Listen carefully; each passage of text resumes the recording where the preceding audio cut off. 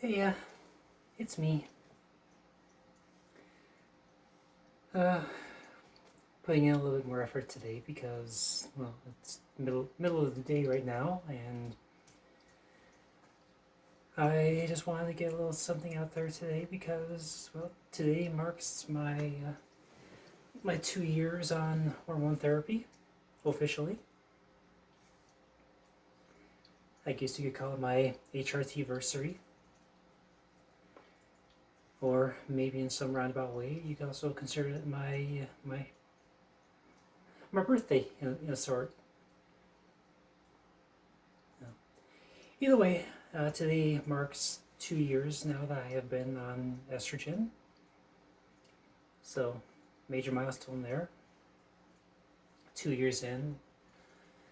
Uh, no plans to stop anytime soon. So, yay me. So, I mean, with that, with that being today, I just thought I'd you know, prattle on for a little while about whatever comes to mind and make a video update based on that.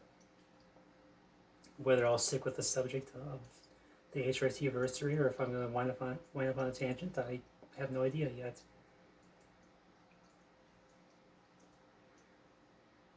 But all I can say is that it's been a journey.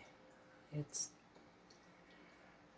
I never expected, when I started looking into hormone replacement and transition between 2 and 3 years ago. I did not think that I was ever going to wind up here. I figured it was always going to be a pipe dream of mine that I would never actually see come to fruition.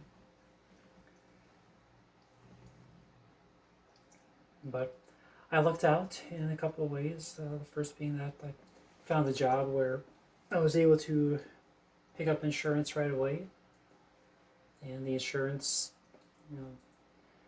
with a couple of missteps here and there, they've actually been very what's the word I'm looking for?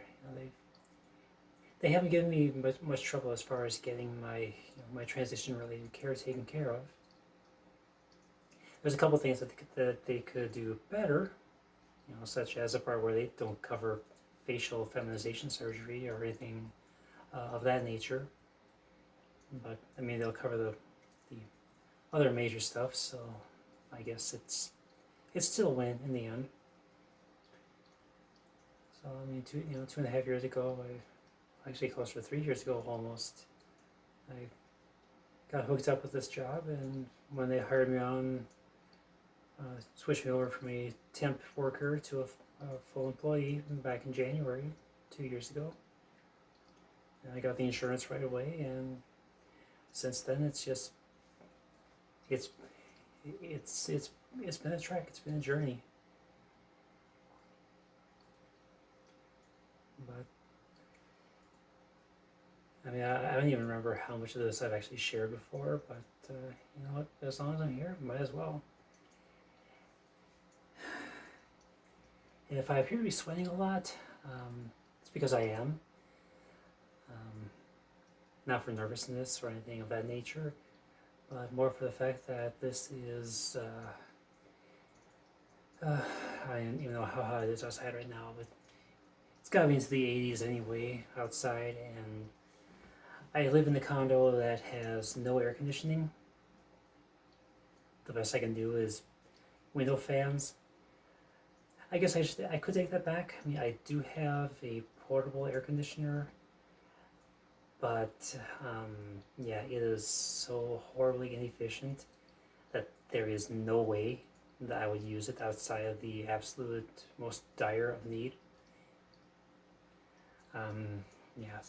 So last year I used it a couple of times, and every time I used it, I saw my electric bill spike for just a few hours of use. My electric bill spiked at least $5 a day. And it's just one of those portable ones that you can roll from room to room, and it's rated to cool one room. So it's definitely not a very good cost benefit ratio there. So I choose to endure with the heat. I think we're into the mid 80s already. So normally I've got the fans running in here, but when I have the fans running, that's a lot of background noise that I really can't compete with when I'm trying to talk into a camera. So that's where I'm at right now. So instead, my holy grail.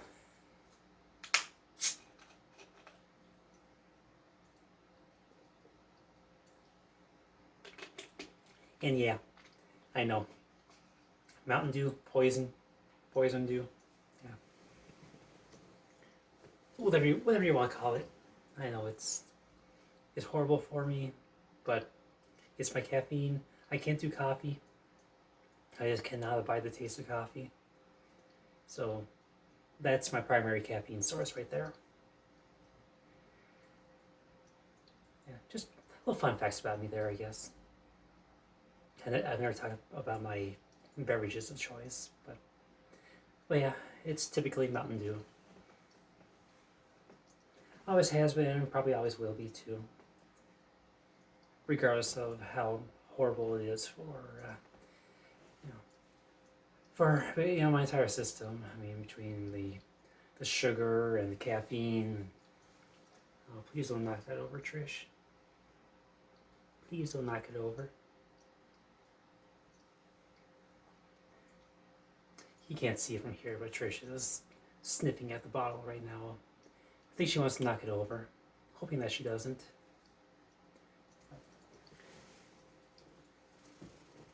Yeah.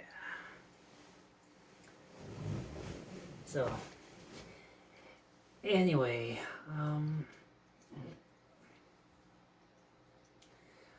where I'm at right now, I mean, I started this barely 2.5 years ago, and I'm already poised to take the next major steps, and I can't say that I will ever actually complete my transition, because there will always be things I have to deal with as a result of my my innate biology.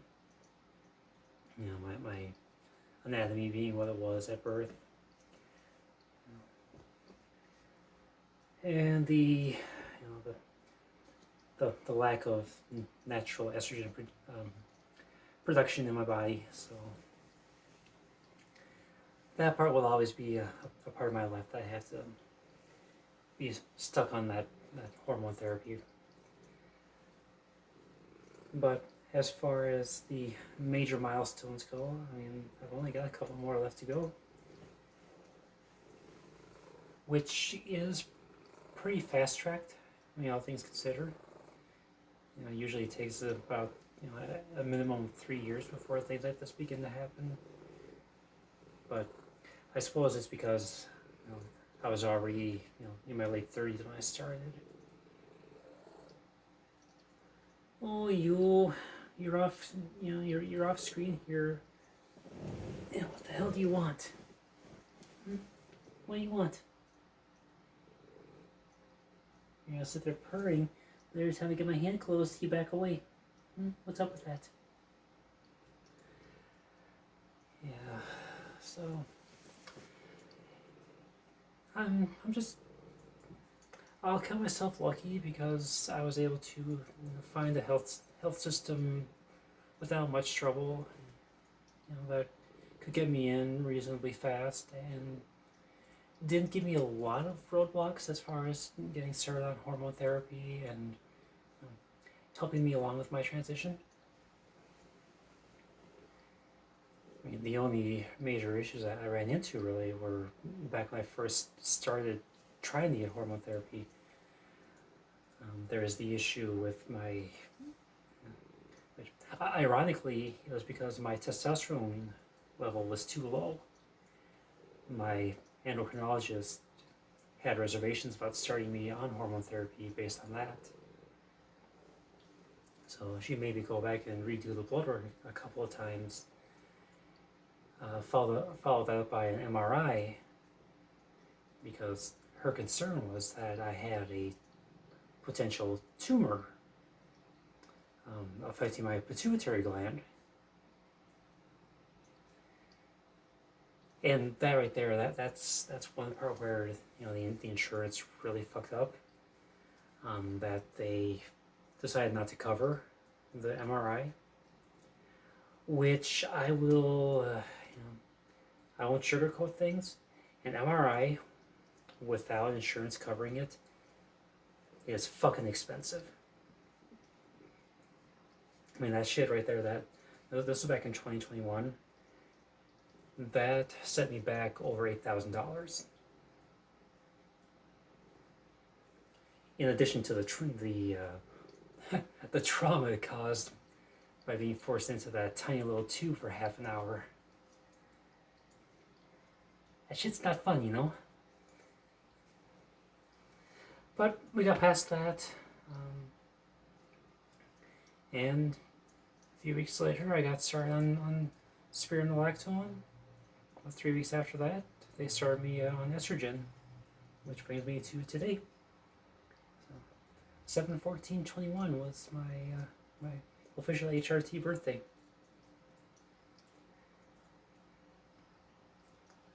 So that's kind of how I got to be where I'm at right now. You know, I don't know how much I've shared before. You know, I know I prattle on a lot about these kind of things, and well, it's me being me, you know. But anyway, you know, I thought I'd just pop in, say a little bit about that, see what else I have to say. And, you know, I think this would be really short of a video if I just stop right here. So, I think we'll go balance out the good with the bad a little bit here. And maybe these two things have no reason to go together, but the more I look at, especially with summer, you know, being well underway, it becomes a lot more noticeable for me. Whether I like to or not, I do wind up getting exposed to the sun from time to time, and that, you know, that'll darken my skin to a degree. I mean, being as white as I am, I tend to just go between ghost and lobster. There generally is no in between. But when I'm at that lobster stage, you know, especially with my arms, I begin to notice the scars. And they remind me of a much darker chapter of my life. I mean, fortunately, with the camera being the way it is, you're not going to be able to see it. But I look at it from here and I can see I got a couple that are especially visible, you know, when I look at it. I got one here, I got one here, and I got one here on this arm. And over on this arm, I've got a couple. I got one that runs lengthwise here. It's pretty much the only prominent one that I can see right now. But back when I was younger, you know, I'm talking my late teens, my early, even my mid-20s, depending on what you want to consider the cutoff as. But yeah, from the time I was like 18 till I was easily 23, 24 years old, I was definitely in a really bad headspace. And a part of how I dealt with that, if you can call it dealing with it, was at the time I was working retail, so part of that whole thing was you were issued a box cutter. And depending on who you worked for, the box cutter would be, you know, just this little metal rectangle, or it might be a fancier one, you know. Anyway, I carry those box cutters around with me a lot, and when you get severely depressed, you start um, your mental clarity becomes compromised. And in my case, a lot of it was I started feeling I was not good enough for anyone or anything. And there was a part where I just felt like I needed to punish myself. I mean, to be blunt about it, because I'm not good enough. So you aren't good enough. You need to be better. So take a punishment, slice. And that was how I dealt with a lot of my depression when I was of a much younger age. Now, for the most part, I never had the nerve to cut deep. So most of what I wound up doing was just surface damage. It was just it'd be small cuts. They'd be red for a few days. They'd heal, no big deal. But there were a couple times where I did lose all sense of pain, pain tolerance and intolerance, and I cut deep and I sliced.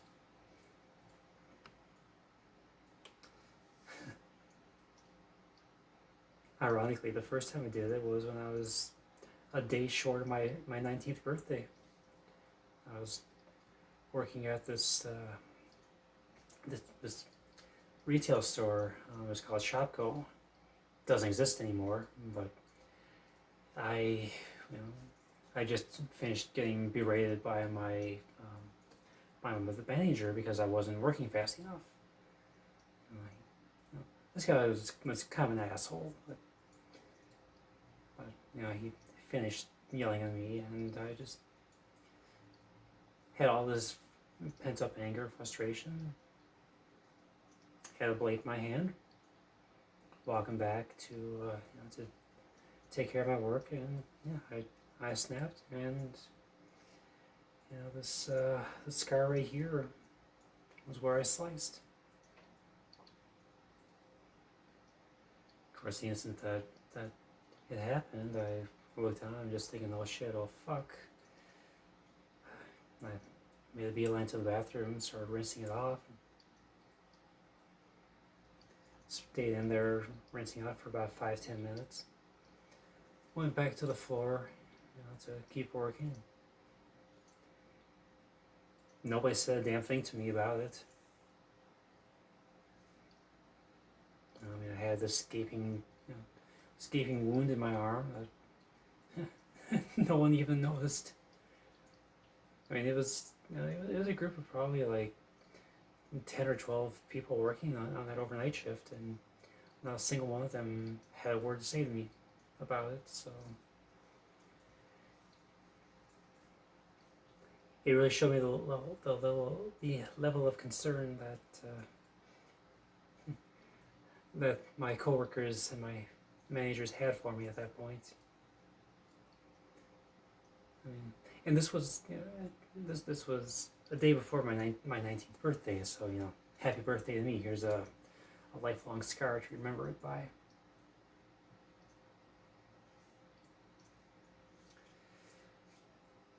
And that's the one, even to this day, it still aches from time to time.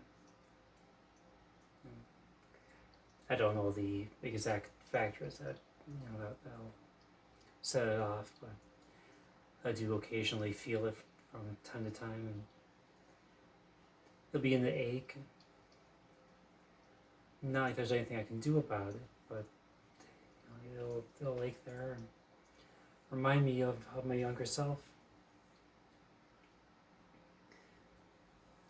The one up like a half inch above it, I don't remember how I got that one. I just know that it's there. not nearly as big or nearly as visible, but I mean, right next to the other scar, it's the same color scar tissue.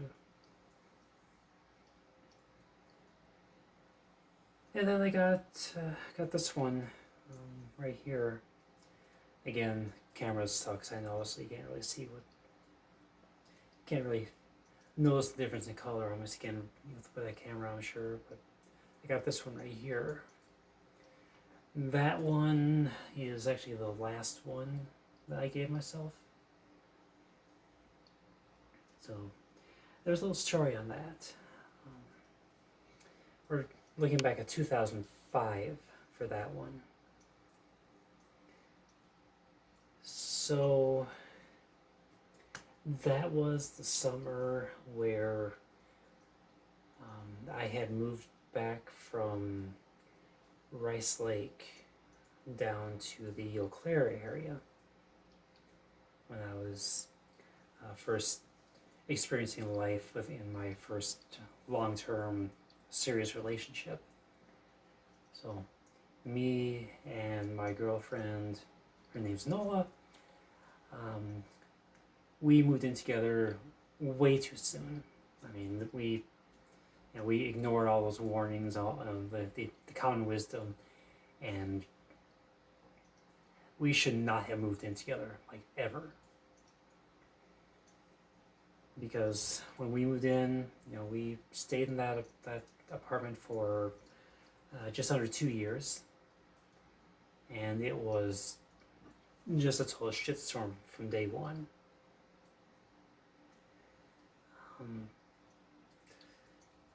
Now, part of this was, part of what happened here was like a month or so after I had moved in. I had decided that I wanted a knife. I was getting depressed again, and a lot of that depression was centered around these constant arguments that we were having between myself and her. And I was reaching that point again where I wanted to hurt myself. So I took a late night drive out to another branch of that Shopko chain, and they were open. They're open late, so I stopped in and I picked up one of their knives. I was in the sporting goods department, not locked up or anything. So I just go over there, pick it off the rack, go to checkout. Blah blah blah, done. So I got this knife. It's sitting in my car, and a few weeks later, I still have it in the car. I never brought it inside. But a few weeks later, we're having yet another fight. And a lot of this had to do with insecurities, because neither one of us was really accustomed to the other's style, I guess you could say, as far as relationships go. And our communication styles were very different. She was, I don't know if she was born this way, but she grew up hard of hearing, and got immersed into the deaf culture and the way they communicate and the way that the hearing world communicates is a lot different than I ever imagined. So we had a hard time communicating because of that. And there were a lot of misunderstandings because she would say one thing, I would take it one way, she would mean it another way, and vice versa. I would say something, she would misinterpret what I was saying. She'd get pissed off, I get pissed off, and things were just they were volatile for the entire 4.5 years we were together. But anyway, this thing here, this was I want to say it was in June or July of that first year we were together, and she and I had another one of our blowout arguments. I had enough. I need to get away. I snapped. I walked out the door, got in my car, and started to drive away. And again, the whole I fucked up. I need to be punished mindset kicked in. Well, there's a knife on the passenger seat, so I reached over and I'm holding the wheel with one hand, knife with the other, and I just sliced it open.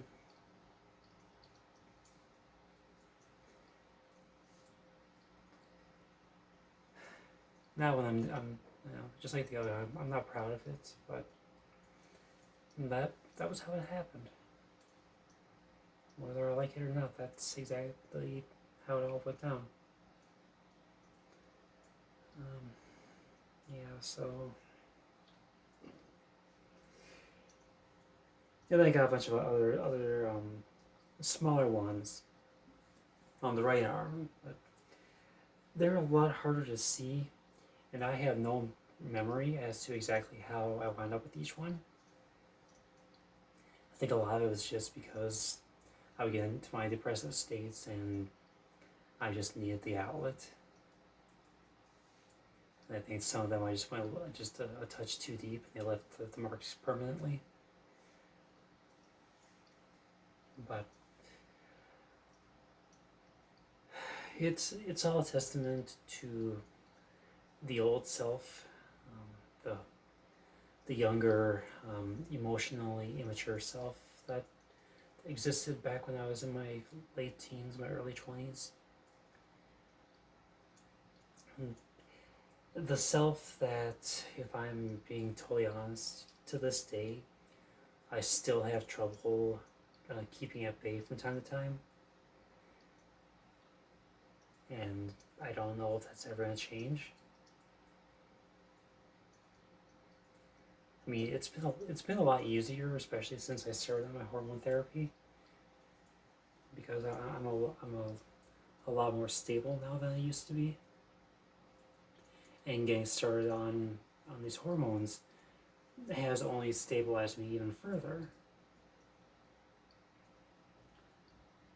So, there's a lot that I can thank the transition for, and a lot of that is that I've become a much more stable individual, mentally and emotionally, especially. It's just I'm in a much better place in my head than I was 2.5 years ago. Before I even started this journey. So I'm thankful that I was able to start hormone therapy. It was late in life, yes, but it got me better late than never. Better late than never, So I'm just glad I got here. I'm glad I've made this journey.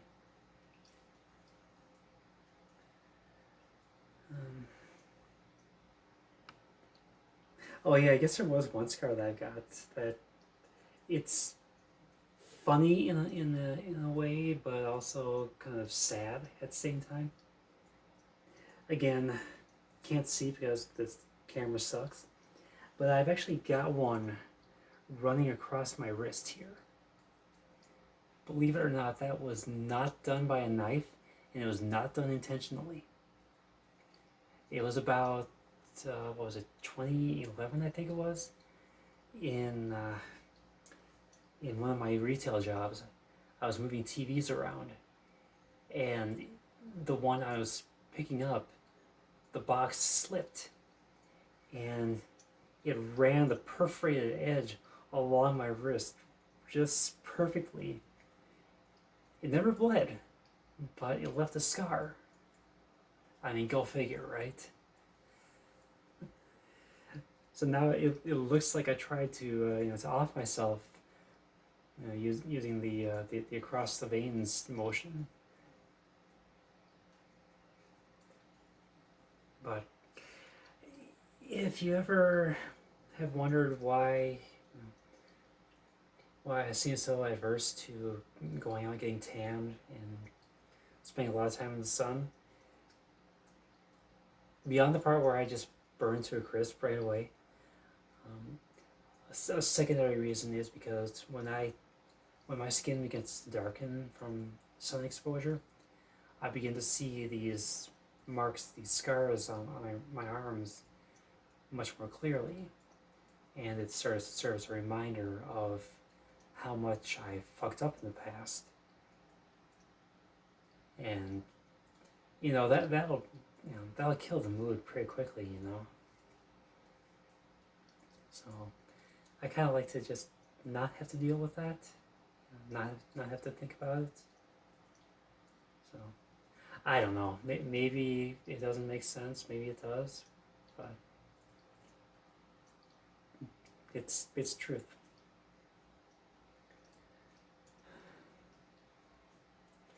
Anyway, I think I prattled on for quite some time now, haven't I?